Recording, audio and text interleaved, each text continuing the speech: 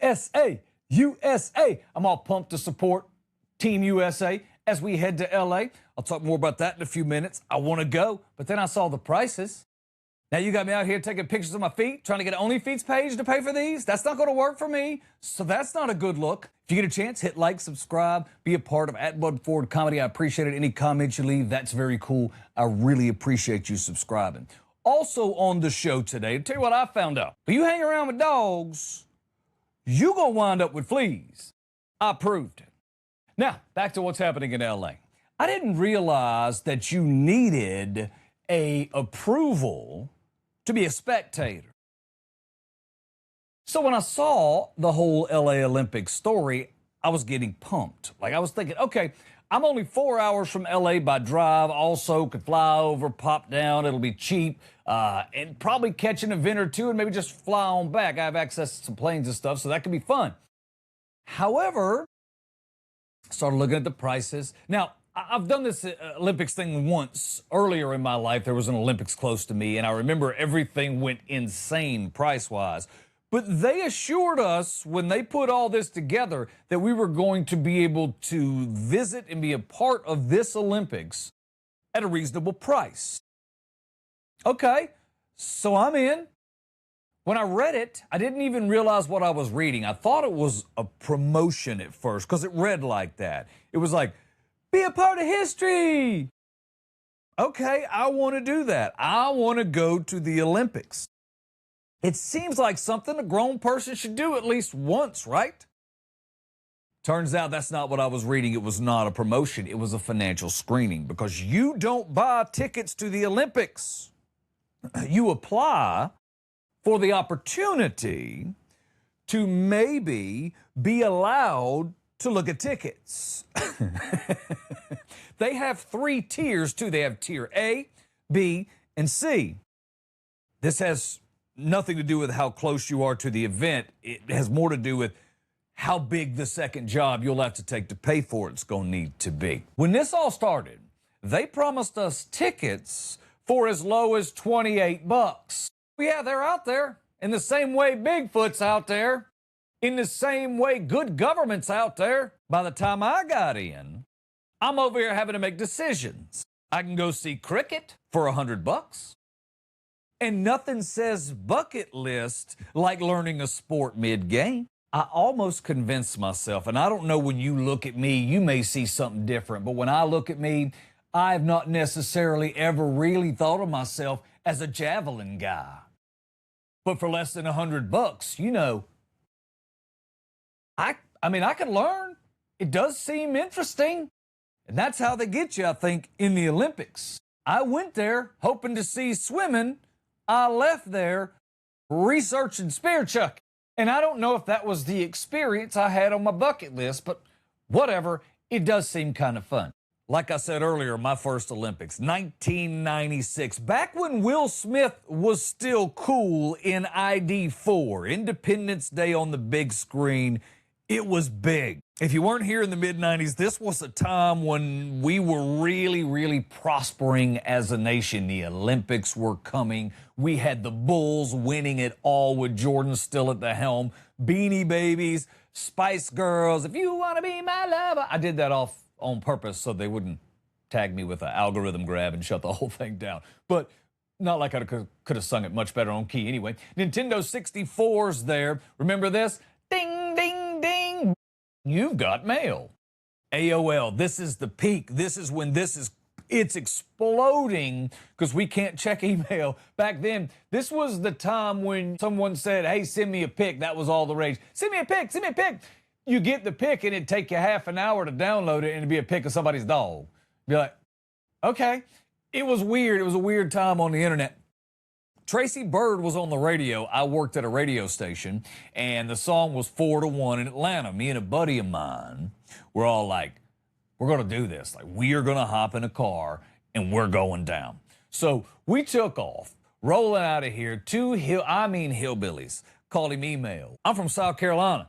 Things in Atlanta are about 4 times what they should cost. Everything's 4 times what it should cost. And I knew that on some level, but it tripled by the time the Olympics showed up. You couldn't get anything $5, $6 for a drink was insane at that time, but that was the going rate for a Coke. Used to, at $5, $6, you could buy a 12-pack. I mean, that was a lot of money in 1996.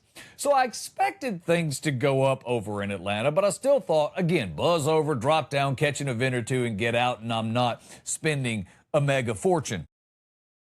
But the pricing really grabbed me a little bit. I was like, I really wanted to see one of the premier events, which I know sounds dumb, swimming or whatever. And I knew I wasn't getting tickets for $28. I'm not an idiot. However, I didn't expect that to be $500, $600 a ticket.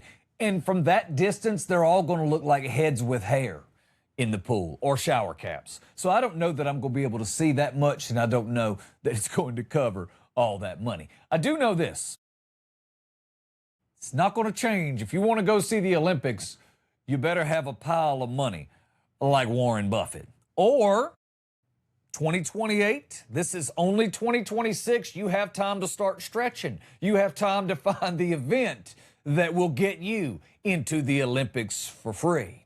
Don't forget there's a host of new events, so check all of your options. You may be significantly better at flag football than you realize. Who knows? You might be able to coach one of those events that's just showing up. You just have to lie and tell them how good you are at flag football. You've been playing it your whole life. I don't need thrills. I need guarantees. See, I don't think like kids today. I don't know where you are on theme parks, but I saw this story about Six Flags and people getting stuck on the ride some 200 feet in the air, just hanging around. That's not a ride. That's a life evaluation tool now, isn't it? It wasn't even a ride malfunction. Nothing broke on the ride, no. Somebody pulled their phone out to take a picture, and that violated the rules. So the dude at the bottom hit stop, and everybody was stuck. They stopped the ride in place. Can you imagine if I'm on that ride? First off, I'm thinking about a lot of things. Praying I'm real close to heaven, so I know that my soul ain't got that far to go when I do perish in this swing ride. I'm also thinking about how my mama always said, those swings are the devil, which I never understood, because if you've ever ridden one of those swing rides where they go up and they just kind of go around, I always felt so at peace on those things. It's like the scrambler without a bunch of stupid. Unless there's some idiot, which is not me, that's moving and bouncing and shaking. That was no fun even back in those days because people are stupid. Because that chain, oh, how effective it looks at 200 feet in the air. But, you know, stopping a ride in 2026 because somebody improperly used a cell phone sounds about right. I was talking about this in 2021, and there was a lady in front of me at the subway, and she was on the phone, and we had moved up there, and she was time to order a sandwich. And the lady behind the counter pointed at her and said, "Put your phone down. It's your turn." She didn't do it, gave her a look.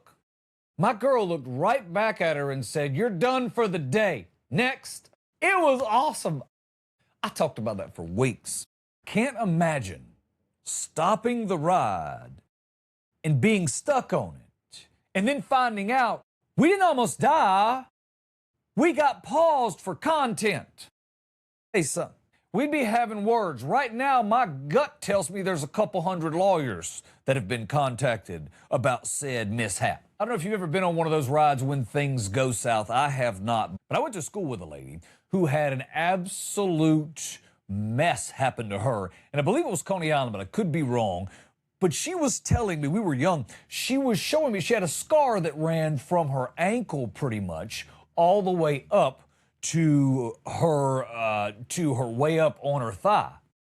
And it was stitches, which was odd at the time to see anyone with stitches that long. That begs the question, what happened? And she said she was on this ride. It was a roller coaster, and I'm going to guess based on the time I knew her where we were, I was in grade school, so you're talking this was probably in the 70s. But she said the roller coaster was doing its thing, and it was going like this, and then it just jumped, and it wasn't on the track anymore. And she said by the time she looked down and realized that it was bad, she knew it was bad because the ride was now off, and then gravity took over and it rolled to the heaviest part. Well, it didn't quite get fully rolled over, and her leg got caught in something and it created a pull. She was fine. I've never been the same around rides. Again, I don't know how you are about them, but when they set up, like in my neighborhood, I'm not into that. If they're not there permanently, I still don't really trust them, but I might attend, and sometimes you gotta, make a deal with the good Lord and see if you're still alive. But if I'm up there 200 feet in the air, at some point, I'm going to enjoy the silence. I'm not going to be yelling. I'm going to be screaming. That's called the negotiation phase, me and the good Lord. We're talking about things. We're trying to figure out what happens beyond this point. Those folks that got off of there, people ask the dudes about it, and they're going to be all like, yeah, it was crazy, man. And that's it. That's all you get. Me, I wouldn't trust escalators anymore. I'm not even sure high heel shoes. I couldn't wear them. I had to stop anyway, on account of my ankles. Those people hung in there 10 minutes, hanging out 200 feet over Texas. That means the last thing you're going to see is Texas coming at you really fast. You sat up there thinking about all the decisions that you made, every one of them. All because some jackweaver went, hold on, I need this for my Instagram. So that's how it ends now. Not with a scream, but with a caption. You heard it here first. You, sir, are a dang thief, and I should not be here. That's what I should have said.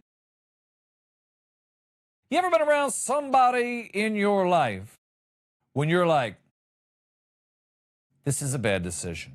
Like, I shouldn't be around this particular person. Comes in at the end of the shift and he says, hey, buddy, I want to go check out this rental property that I'm looking at. Do you want to go over there with me? I said, sure. Seems like a normal adult activity. Now, we worked in the middle of the night, so it was the morning. But still, the sign when we got to the house said, feel free to come in, take a look around, and it said the rental rate, which I think at that time was probably $350, maybe $250. And so we did that, all made sense, went in, walked around. I'm in the back, checking out the kitchen, checking out just stuff, looking at cabinet space, trying to figure out, because he has a daughter. I'm like, okay, well, he's shared time with his daughter, didn't live there full time or whatever. I'm like, okay, trying to figure out how all that stuff, I'm putting furniture in it. He ain't been around in a minute. I ain't seen this old boy. That makes me nervous because I knew he was a little off anyway. He was sus at best, right?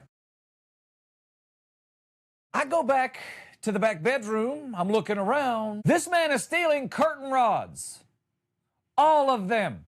He stuffed them down the legs of his pants and he's walking like a broken antenna. I look at the man straight in the face. I said, what the hell are you doing? He said, I'm going to need these.